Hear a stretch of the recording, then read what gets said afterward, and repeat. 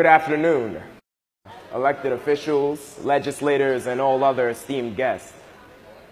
My name is Travis Nelson, and I am a senior at Hempstead High School and the first recipient of a full four-year Questbridge Scholarship to Columhia University in the city of New York.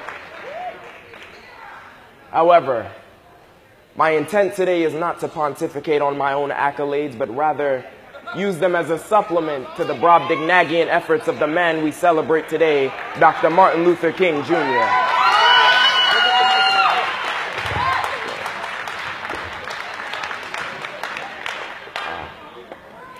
Thank you. Dr. King, as we all know, is one of, if not the greatest civil rights leaders of all time. Yet for all of his accomplishments, we neglect to acknowledge the humble beginnings and dedication to education that he possessed.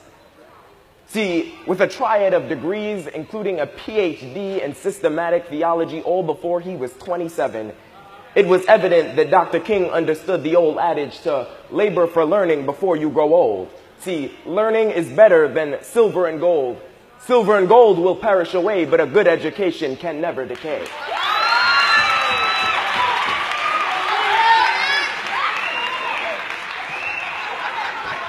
In my own life, I've grown up with the truth of the maxims, I can do all things through Christ which strengthens me. The heights by great men reached and kept were not attained by sudden flight, but they, while their companions slept, were toiling upward in the night. To study, to show thyself approved, a workman needeth not to be ashamed, rightfully dividing the word of truth, all from my Caribbean household.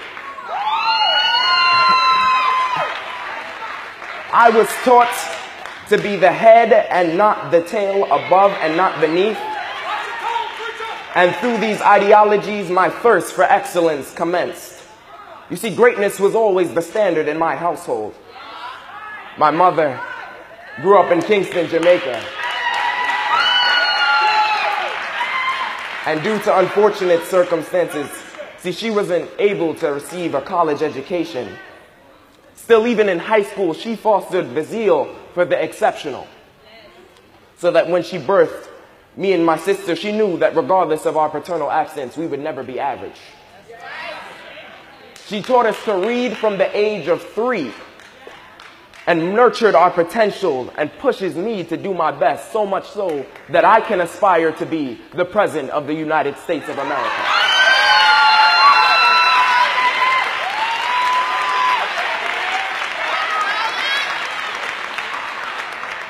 Nevertheless, none of my accomplishments would be feasible without the toil of the civil rights movement that continues to resonate in our contemporary society.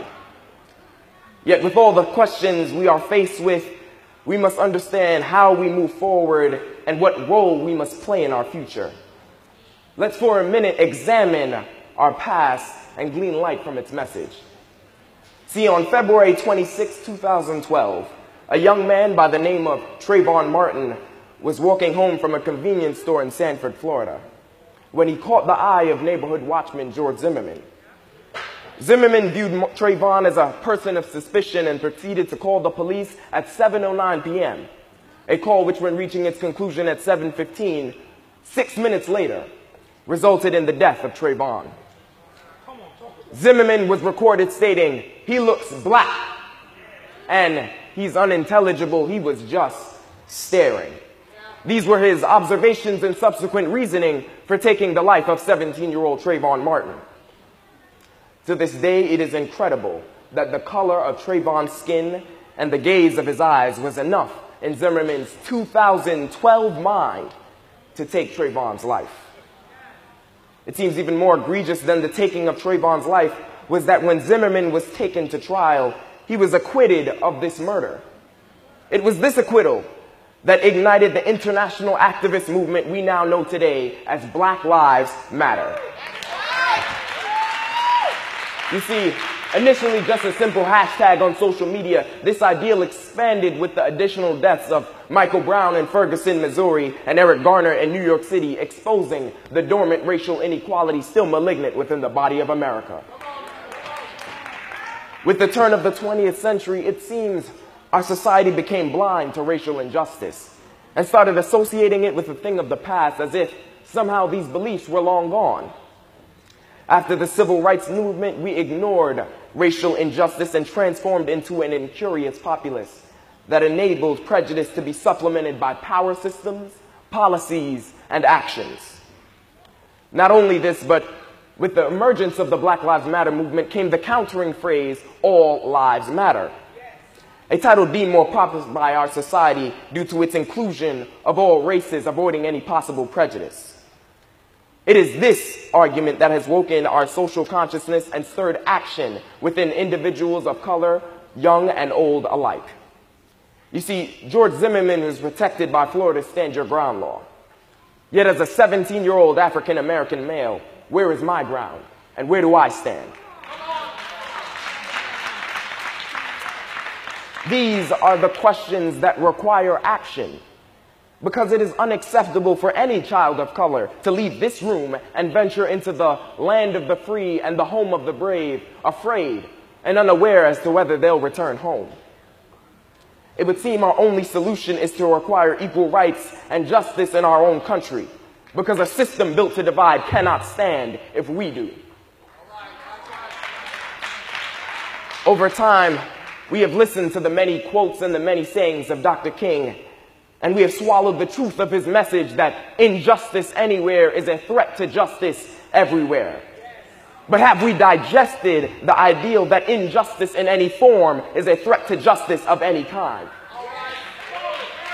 Our generation faces xenophobia, Islamophobia, prejudice, and rising tension towards the system whose sole intent has become to disavow, destabilize, and disenfranchise our people. As millennials, it is our time to rebuke the mentality of constraints and understand the sky is not the limit, but only our direction. We must understand that there is a greater plan for our lives, a greater plan and will. And if we ask God, He will hear us. If we pray to God, He will reveal it. And if we go with God, we will achieve it.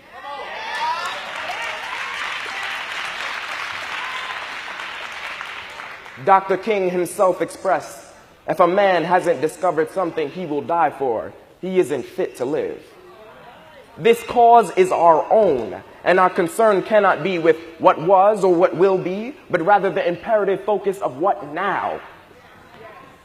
I come from a community of mostly earnest people opting for possible doorways of success instead of the resonance of dysfunction. Still, wounds in various capacities run deep.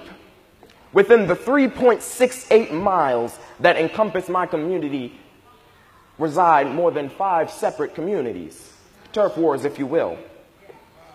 It is due to this segregation that in my life alone I have witnessed the death of a youth every July.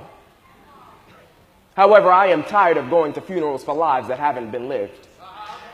I'm tired of watching a street war that is enabling the genocide of our kind. Last November, I lost a good friend. His name is Scooter. A big brother and a protector to all, so in his memory, I inspire everyone to take the explicit authority to act. To be young and not a revolutionary is a biological contradiction, yet my rhetoric is a decree to people of every nation, of every tongue, from generation to escape the darkness of complacency and enter the light of progress. You see, the motto of Columhia University is, "In thy light shall we see light." Psalms 36:9. And with the Matthew 5:16 charge to, "So let your light shine before men," it is in my hope that in my light you shall see light.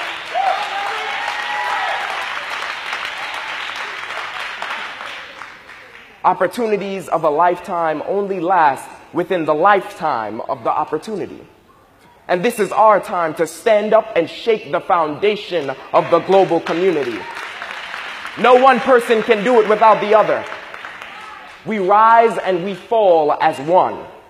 We hold these truths to be self-evident, that all men are created equal, that they are endowed with certain inalienable rights of life, liberty, and the pursuit of happiness. Ours is the generation to fulfill Dr. King's dream and the realization of our American creed so that we can finally establish freedom and justice for all.